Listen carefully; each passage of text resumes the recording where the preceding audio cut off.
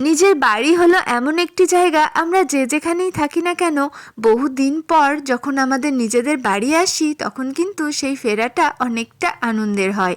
তো শুক্রবার দিন সন্ধ্যা 6:40 নাগাদ আমরা আসানসোল থেকে বেরিয়ে পড়েছিলাম দেশের বাড়ি আসার উদ্দেশ্যে। কারণ এবারের সরস্বতী পুজোটা আমাদের ইচ্ছা ছিল বাড়িতে কাটানোর। যেহেতু গতবার সরস্বতী পুজোটাও আমরা বাড়িতে কাটিয়েছিলাম, তাই এবারও ইচ্ছা ছিল ঈশানবাবুর তার ঠাম্মি দাদার সাথে সরস্বতী পুজোটা বাড়িতেই কাটাবে। আর বাড়ি হলো এমন একটি জায়গা, আমরা যে যেখানেই থাকি না কেন কিন্তু বহুদিন পর বাড়িতে আসার যে আনন্দটা সেটা কিন্তু অনেকখানি থাকে। কারণ বাড়ি প্রত্যেকটা মানুষের কাছে বড়ই পছন্দের জায়গা। তো আমরা বোলপুরে একটু নেমেছিলাম মাঝখানে একটুখানি চা খেতে, কারণ বোলপুর আর কি মানে আসানসোল থেকে বীরভূমের ডিস্টেন্সটাও তো অনেকটা। তো বোলপুরে চা পেলো ঈশানবাবু দুধ চা, আমার তো লিকার চা পেলাম না, তাই জন্য আমার আর চা খাওয়া হলো না।